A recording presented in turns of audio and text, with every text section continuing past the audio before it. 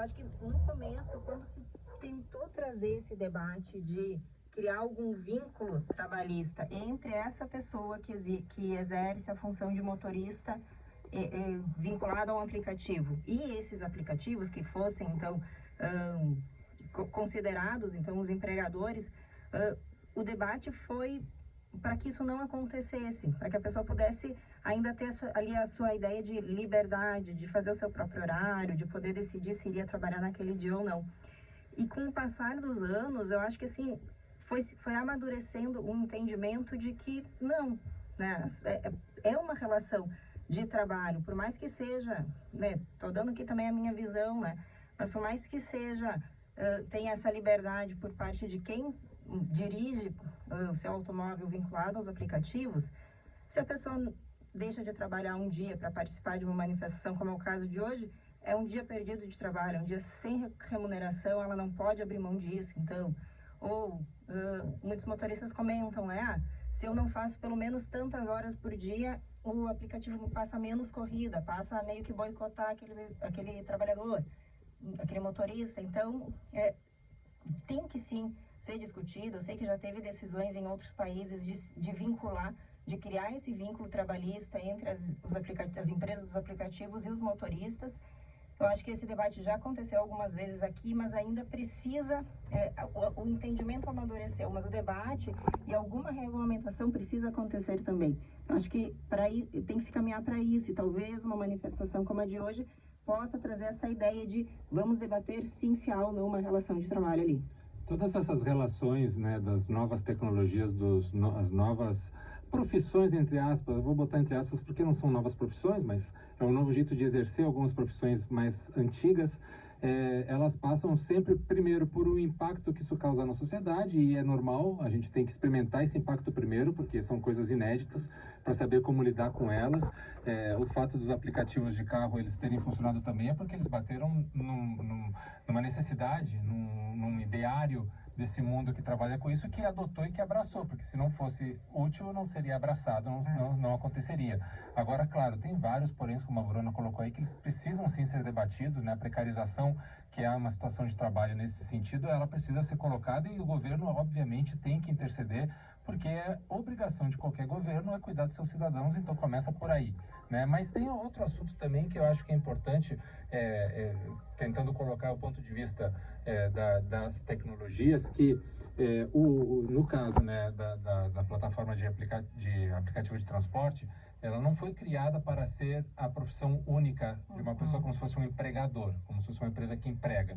Ela é um recurso de intermediação que facilita o trabalho de quem queira fazer aquilo como uma hora extra, uma renda extra. Só que, claro, muitas pessoas viram, pô, eu posso ganhar a vida fazendo isso, então eu vou deixar de fazer outras coisas e vou me dedicar só a isso. Só que em nenhum momento aquela plataforma ela foi pensada para ser uma empregadora e dar direitos a alguém que decida trabalhar apenas daquilo. Então, não adianta a gente também pensar assim, pô, a plataforma tem que dar condições para empregar quem trabalha com aquilo, porque nunca foi o sentido, nunca foi, e nunca vai acontecer também. Então, tem que encontrar um terceiro jeito, uma forma inédita, como todo esse tipo de tecnologia demanda, para que esse assunto seja debatido e os trabalhadores sejam protegidos e a empresa também continue a existir, porque ela tem uma lógica e ela tem ali uma facilidade para quem queira, né?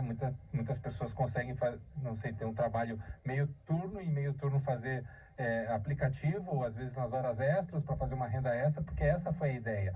A questão, claro, como ele funciona, como foi abraçado, todo mundo utiliza, né? Ele já está dentro da nossa sociedade do dia a dia. As pessoas falam assim, bom, não, eu vou largar tudo que eu faço para me dedicar apenas a isso e transformar isso na minha vida. Mas aí entra todos esses problemas. Eu tenho que fazer X horas por dia para poder render, pagar as contas da minha família. Eu não tenho nenhum direito trabalhista. Eu não consigo, de forma alguma, parar de trabalhar, porque senão eu não vou conseguir botar renda em casa. Então, aí tem essas dificuldades por causa dessa perspectiva que a sociedade adotou em torno do trabalho com esses aplicativos. Mas tu não acha, Gufo, que a partir do momento que a empresa cria esse vínculo, né, de pagamento desse serviço prestado pelo motorista, não é natural, não é consequente que as pessoas vão acabar tendo como essa sua principal atividade que gere renda, porque também há falta de emprego em outros setores. Muitas pessoas que não conseguem um emprego de carteira assinada, por exemplo, vão para Uber, para o 99 e acabam tendo aquilo como sua única fonte de renda. Não era natural que as empresas pensassem que isso ia acontecer? Eu acredito que não era natural, Giba, apesar que o que tu colocaste aqui é totalmente razoável e lógico. Porque o que acontece, né? Tem uma palavra em alemão que é o Zeitgeist, né? Que é o contexto atual do momento histórico. Quando foram lançados esses aplicativos e eles foram idealizados para ser uma intermediação, uma renda extra de trabalho para quem quisesse fazer, não se tinha talvez uma percepção, eu imagino, que em lugares como aqui no Brasil, porque há lugares que ele não funcionou tão bem também, né? Vamos falar do nosso contexto aqui, da nossa realidade. No Brasil, ele bombou de uma forma muito grande por causa da precarização de trabalho, de geração de trabalho, de renda que há no país, histórico e estrutural. Então é claro que qualquer situação onde as pessoas possam se apegar para ter uma renda mais rápida, mais fácil, mais constante, elas vão fazer e elas podem abrir mão de coisas mais importantes em nome daquilo que é mais imediato, porque nós vivemos um país de terceiro mundo com certas dificuldades. Então, o que a manifestação ela quer defender, e eu sou a favor, há aumento do valor das viagens e deve ser aumentado o repasse aos motoristas. Isso é uma questão capitalista de praxe que deve ser feita, né? Isso é indiscutível. Agora, o governo não pode interceder para fazer isso. O governo não pode interceder e mandar que uma empresa privada, é como se eu aqui começasse a pedir, quero um aumento aqui da Band News e vou pedir para que o governo fale com o presidente da Band News para a Band News aumentar o salário. Isso não vai acontecer, né? Até de alguma forma inconstitucional em algum momento, no debate onde ele pode chegar. Mas o que sim o governo tem que fazer é pensar o que a Bruna falou, de que forma nós podemos trazer regulamentações onde esses trabalhadores tenham algum mínimo de proteção, aonde eu posso sim cobrar daquelas empresas que elas entreguem algum tipo de proteção para esses trabalhadores. E isso é tudo novidade. Dentro desse contexto que tu colocaste antes, Giba, a gente começa a entender assim, a tecnologia veio para ajudar? Veio. Tem coisas que facilitam a vida? Tem. Mas tem coisas que a gente não estava preparado, né, como sociedade para adaptar. E aí vem todo aquele papo que eu também quero falar depois com vocês sobre inteligência artificial e tudo mais, aonde a gente vai chegar. Mas esse debate ele é totalmente pertinente do momento e ele vai servir muito para moldar os próximos passos da nossa relação com a tecnologia. Então, entender bem essas partes é fundamental, entender que o direito dos motoristas ele tem que ser defendido e eles têm total condição de manifestar isso contra o aplicativo, mas também a gente entender que não tem como o governo interceder direto numa empresa privada para que ela faça repasses aos seus funcionários. Vocês perceberam um aumento no valor das corridas? Eu uso pouco aplicativos, né? O meu meio de transporte usual é o ônibus. Mas acho que tem aquela questão das tarifas dinâmicas, né? Muito comum, tá assim, ontem mal começou a garoar, eu vi que tava tarifa dinâmica, aí eu pensei, vou esperar um pouco, esperei um pouco para ir de ônibus, assim, destino que eu tinha aqui, um trajeto que eu tinha que fazer. Mas eu imagino que sim, que se a gente perguntar aqui para a audiência, o pessoal, talvez que use mais no dia a dia, vai saber nos responder. Se quiser colocar ali a manifestação em áudio que você disse, depois eu vou ler algumas mensagens que estão chegando, que os ouvintes já estão se manifestando sobre esse assunto. É super válido. Eu só queria fazer um relato, porque quanto às tarifas dinâmicas, eu tenho notado também, é mais seguido. Mais comum, na dinâmica. Porém, quando não está na dinâmica, eu não notei esse aumento. Eu até achei que ficou um pouquinho mais barato. Eu ontem até estava conversando com a Fabrínia, nossa produtora, mais cedo, que ontem, no segunda edição, nós temos a Sommelier Vinhos, nossos patrocinadores, eles fazem a degustação de vinhos. Ontem eu fui, e era ali na Nilo Peçanha, pertinho do Iguatemi, e para voltar deu R$10 de Uber. Para sua casa? Para minha casa, E olha, não é longe, não dá para dizer que é longe, mas também não é perto. Eu me impressionei, eu fiquei espantado, que deu só R$10. E já era noite, ou seja, né, não tinha uma oferta de ônibus tão grande. Eu imaginei até que podia estar um pouquinho na dinâmica, não estava. Eu me surpreendi porque eu achei mais barato do que o comum.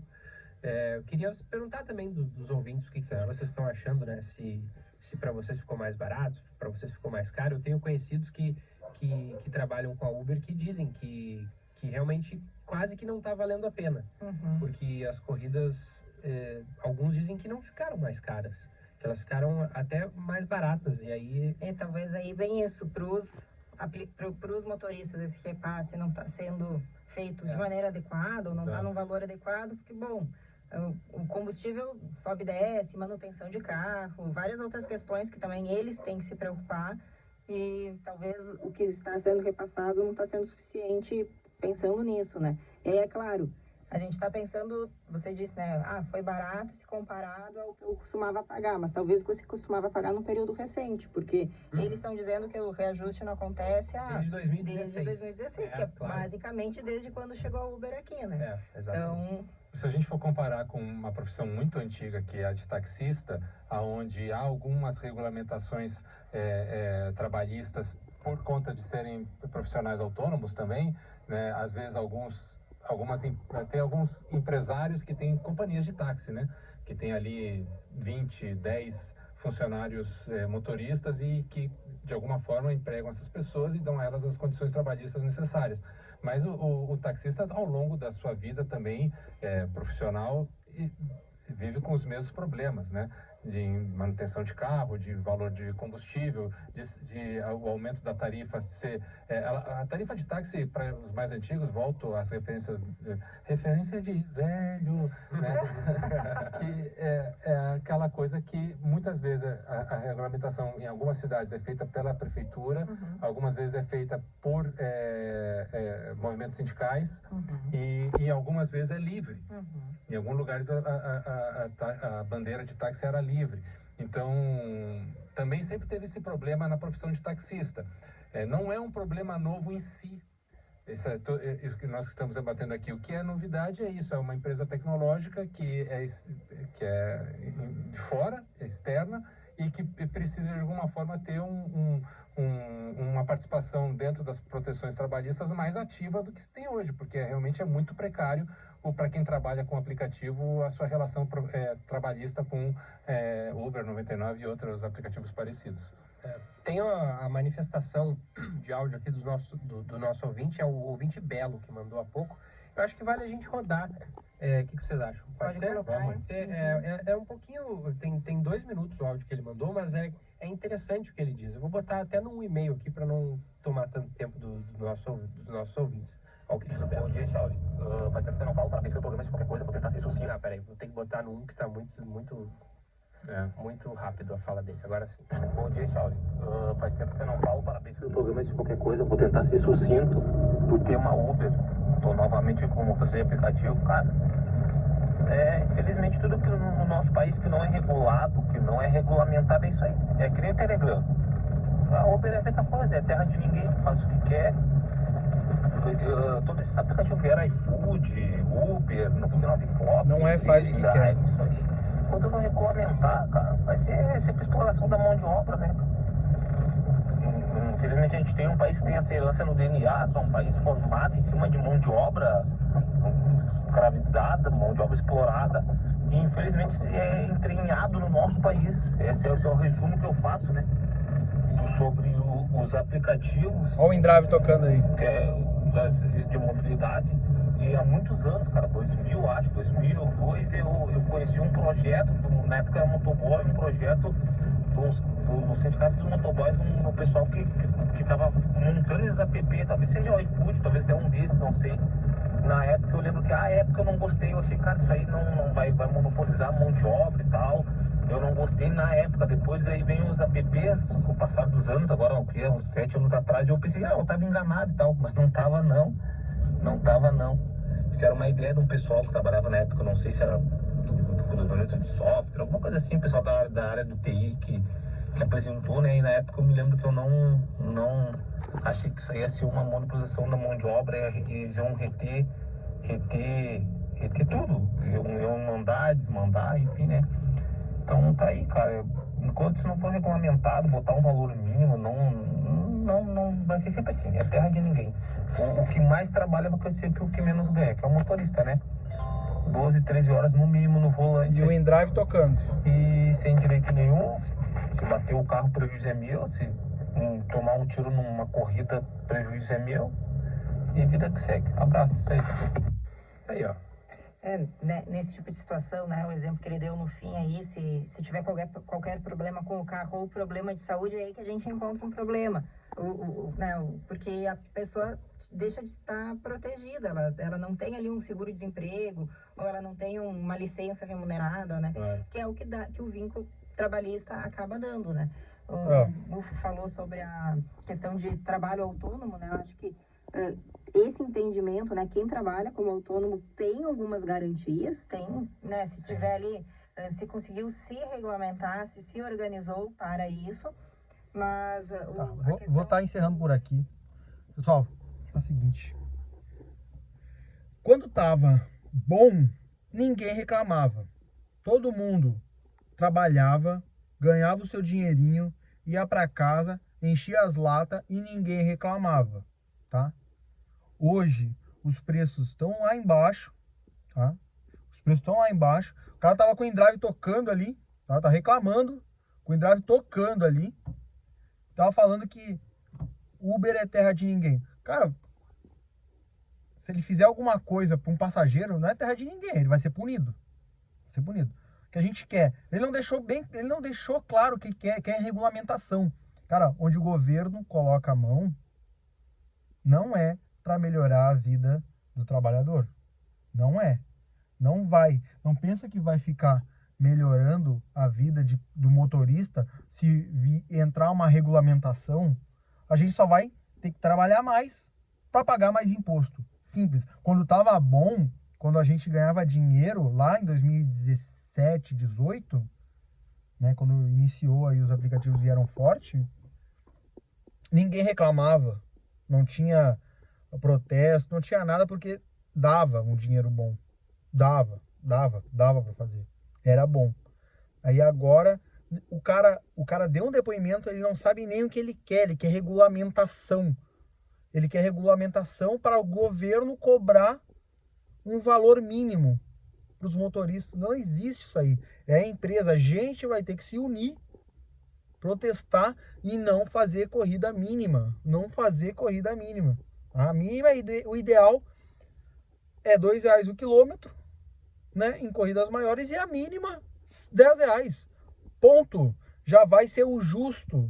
Vai ser o justo. Os passageiros vão continuar usando a plataforma e os motoristas vão ganhar um valor mais justo. Mais justo. Não é um valor melhor, é um valor justo. Porque hoje não dá. Hoje não dá para fazer corrida de R$5. Não dá. Não dá. Não dá. Então é isso, tá, pessoal? Fica aí, os jornalistas, eles estão por fora, eles não sabem o que tá acontecendo. O cara tá falando que tá pagando R$10 aí, tá achando pouco ainda. Pouco, tinha que pagar mais, não tinha demanda de ônibus. Então tá aí um relato, que vocês acharem, hein? Comenta aqui no vídeo, tá? Espero que tenham prestado bem atenção aí, porque mais ou menos a mídia fala o que esse grupo de trabalho aí do governo vai fazer conosco. E a gente vai sofrer, porque os representantes da empresa de transportes por aplicativo e entregas estão lá no grupo de trabalho. Agora, representando o motorista, não tem ninguém. Representando o chão, aqui, ó, representando isso aqui, ó. Representando aqui, ó, olha aí. Nada, ó. Representando quem trabalha mesmo, olha aqui. Não tem ninguém. Ninguém que representa. Aí vem o cara dar esse relato aí. Pô, vai ajudar quem? Vai ajudar quem? É para ajudar o motorista? Tem que protestar. Mano, seguinte, R$10 a mínimo. O cara de Porto Alegre, mano. Como é que pode? Como é que pode? Ele tem que falar, olha aí, ó. Eu trabalhava antes 6 horas e fazia um valor. E agora eu tenho que trabalhar 12, 14 para fazer o mesmo valor. Ele não fala. Não fala, ele fala que tem que regulamentar. Tá errado. Tá errado. Tem que ter uma postura firme e saber o que quer. Protestando, sabendo o que quer. Tá? Agora a mídia já sabe que vai ser dia 15 a paralisação aí, a manifestação. E é isso aí, pessoal. Espero que tenham gostado. Tamo junto, até a próxima.